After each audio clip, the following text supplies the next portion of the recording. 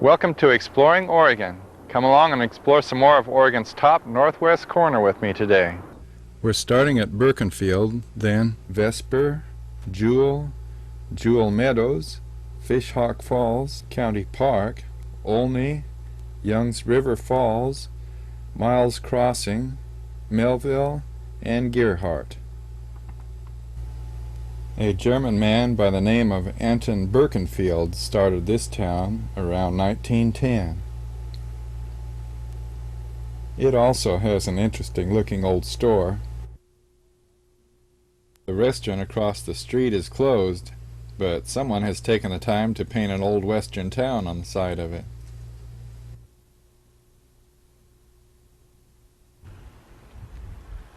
Well, thank you, Gary and Keith, for being so The yellow sign on the corner says, "We support the timber industry." After we look at a couple more churches and a house, we'll take a drive on west towards Jewell.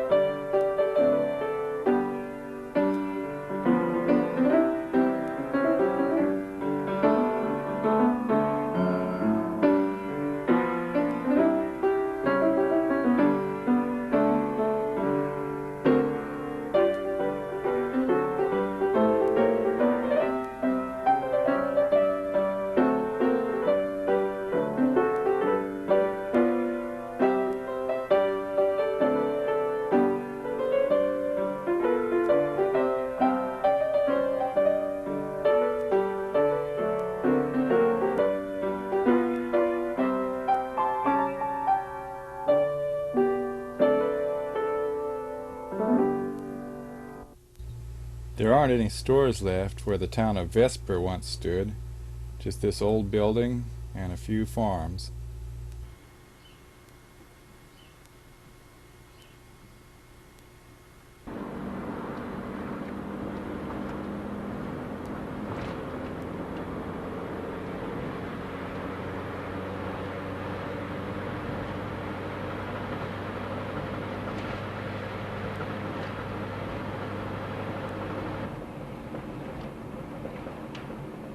There are many old buildings and interesting sights here in Jewell, but I already featured this near ghost town on my Exploring Oregon tape number 6.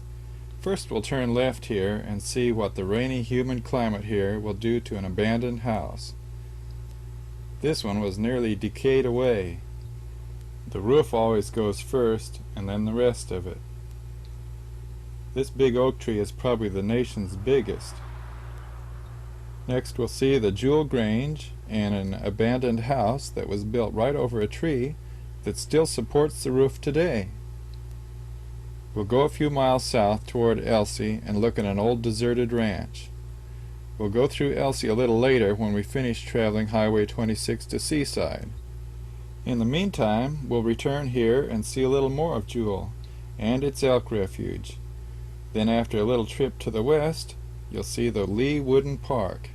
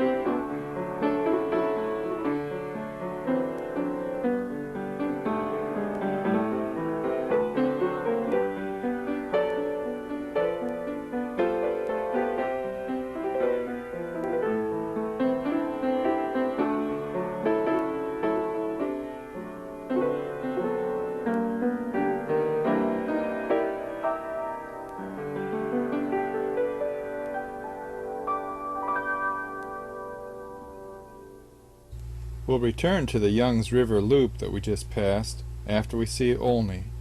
This village only has a store and a grange, but there are several farms along the road as we travel west on Highway 202 toward Astoria.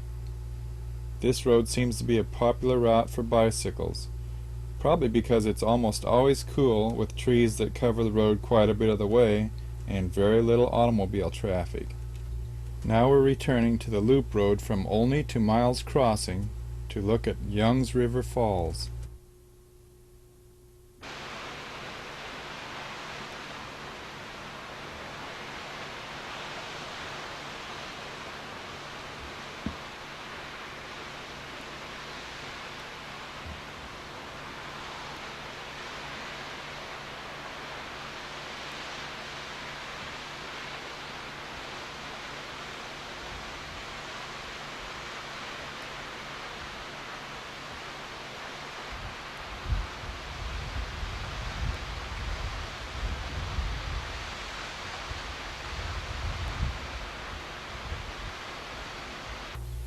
We noticed this little bandit on the road to Miles Crossing. He can stay hidden pretty well as long as he stays in the tall grass of this old abandoned farm. Yes, we can see you too.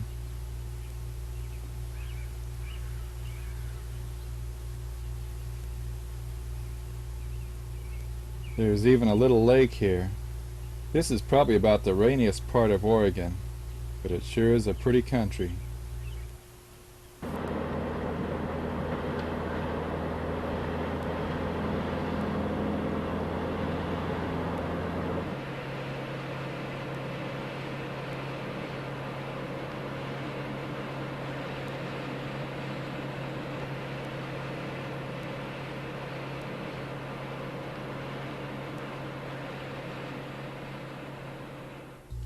The village of Miles Crossing is only a couple miles south of Astoria. From here we're turning left to go south on a road that runs just 5 miles from the coastline. There's actually nothing left of the town of Melville anymore, only a community of farms on a narrow road.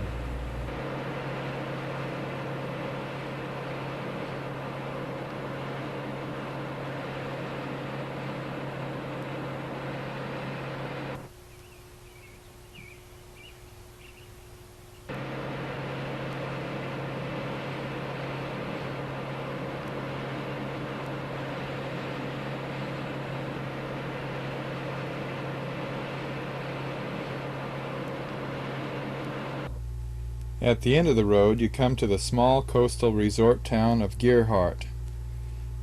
After the city center, if you go a few blocks north, you'll find an access road to the beach. You can drive north on the beach, but there's a big sign up telling you not to go south towards Seaside. In about a minute you'll see the city of Seaside, and it's a couple of miles down the beach.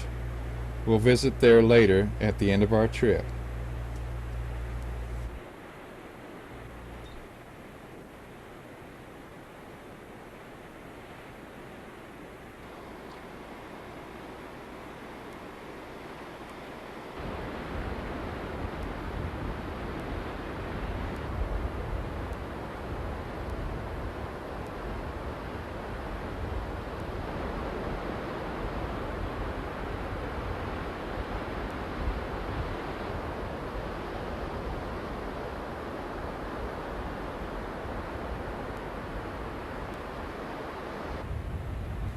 There's almost always a prevailing wind at the coast, which makes it nice for flying kites. This seagull is making himself quite at home, but he probably doesn't realize that this is one of Gearhart's golf courses. For a small town, there are sure a lot of fancy places to stay here.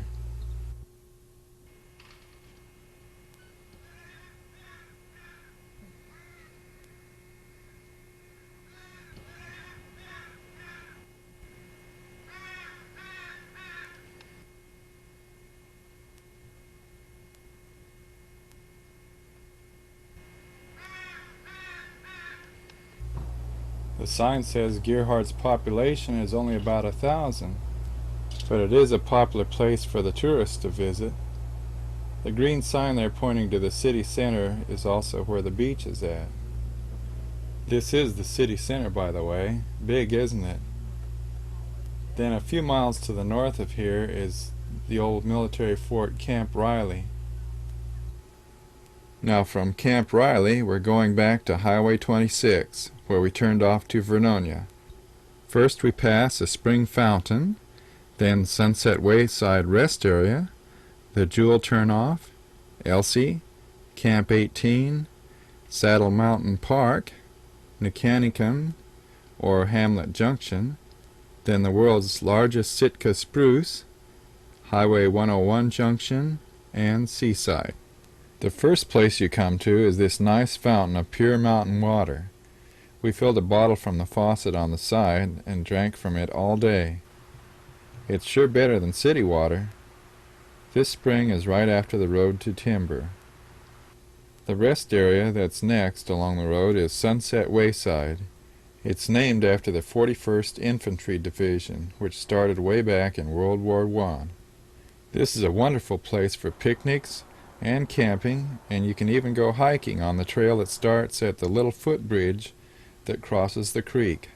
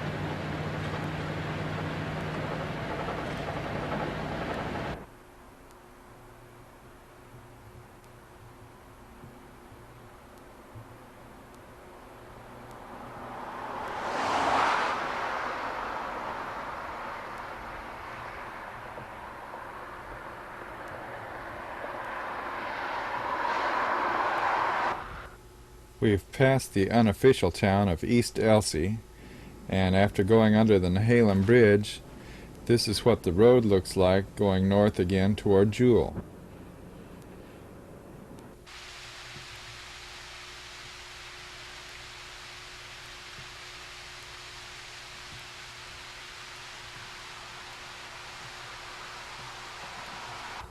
Back on Highway 26 again, after passing that little winter falls, you come to the official town of Elsie. And then in just another mile and a half further west of here, we'll come to Camp 18, which is a very interesting logging museum and restaurant. We'll just take a quick look around since I already featured Camp 18 on Exploring Oregon number 6.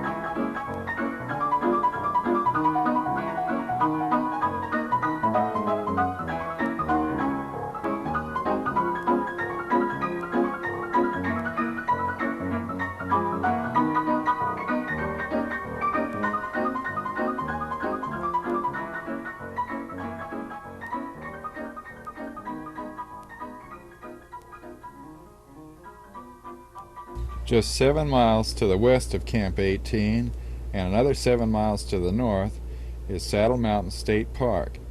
It's uphill about all the way on a narrow but paved one-lane road. They got those like fighting chicks, some of those roosters. Oh, they got It's kind of pretty in here. We're Cliff and Ione Hamstruck from Arizona. We're acting as park hosts at Saddle Mountain State Park. This is a park for climbers.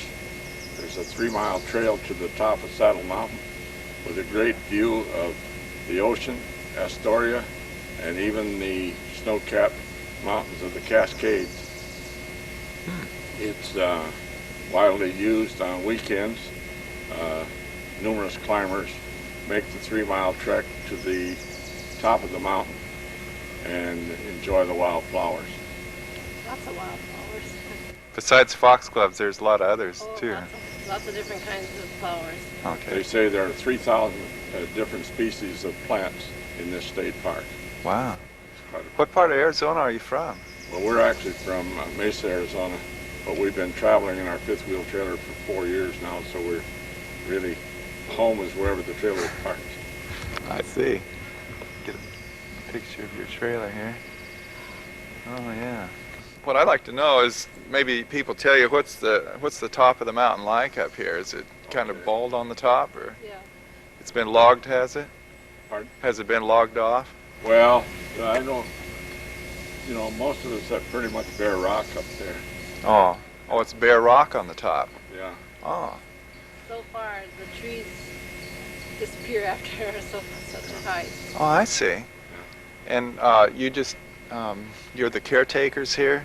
Well, we're volunteer camp park hosts. Oregon has a plan at each of their parks to have. We're sort of the eyes and ears of for the rangers, and we take care of make sure the garbage cans are clean. You know. Oh, okay. And in exchange, you have a place to stay and everything. Yeah, that's right. Well, that's real nice. Huh. You been here very long, or do you stay through the winter? Just a week. Well, just a week. They leave us only for 30 days in a given park. Oh, I see. And then you go to a different park, huh? Well, we are this year. Some hosts don't. They just do a month at a park and then go. But we're going to 5 different parks this summer. Ah. The next town that the map shows is Nicanicum, but since it's on the road to Hamlet, that name is probably going to take over here.